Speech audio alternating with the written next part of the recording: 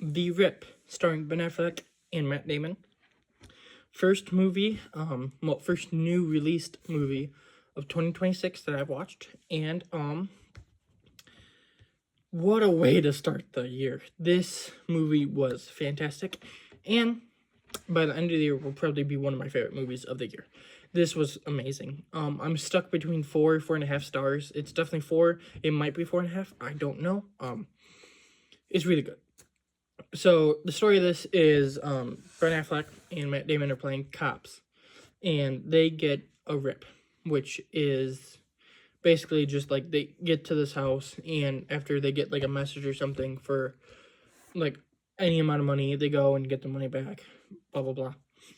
But the rip that they got was Matt Damon said was like 175K, 300K, around there and stuff. And then when they get there, it's over $2 million. So a bunch of paranoia sets in, and they're like trying to figure out who did it or if anyone's gonna steal it. Like it's just all this stuff happening, and it's more of a mystery movie than like a full out action movie. But it does have action, and the action is really good. But this movie is so good.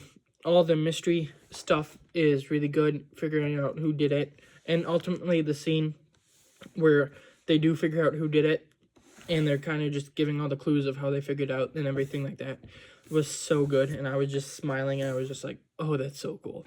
Ben Affleck and Matt Damon are great actors, obviously. And they work so well together. I think this is the first movie I've seen them in, like, together. I do want to watch Good Will Hunting, and then I don't know how many others they have, but they work really well together, and they are in their own rights like great actors. Like Matt Damon is in The Martian, which is one of my favorite movies of all time. He's in Jason Bourne, which is awesome. Basically everything he does is really good. And then Ben Affleck, same thing. He is the best live action Batman so far. And then everything else I've seen him in, he's really good in too. So they're great actors by themselves, but together they're also just really good. And they do have this like brother bond. And then you get like Steven Yeun in here, who I have seen in a couple things, and he's good. He's not my favorite, but he's pretty good. You get Kyle Chandler in here, which I gotta say, everything I see him in sells me on his Green Lantern more and more, to the point where I'm like getting, because at first I was just like, that's not a good casting. Every time I see him, that chips away to where like, okay, I think he's gonna be good. And then you get like Sasha Calle in here, who was Supergirl from The Flash a couple years ago. She's pretty good. She's not my favorite actress. And it's not like she's like the best part of this movie, but I mean, she was good for what she was doing. And then like all the other characters basically like are just really good characters. I think that the story was really well done. All like the like who did it, and like all like these little hints that it might be that guy, but then it was misdirection, and all that is done really well. And then there are scenes where like the music is like getting louder, tensing up, getting you ready for like this thing, and then it just cuts off and nothing happens, and I was just like, oh. Like there was a scene with Matt Damon and Steven Yeun like that, where they were like outside the house on the street, and the music was like building up, and just the way they were interacting, I thought something was gonna happen, like there was gonna be a firefight or something, and then nothing. They just go their separate ways, and I was just like, whew. But it holds your attention really well. It's got good action when it has it, and I mean, this movie was great. This was a great way to start off the year, and yeah, I'm really excited to see what else is going on the rest of the year. There is other stuff going on this month.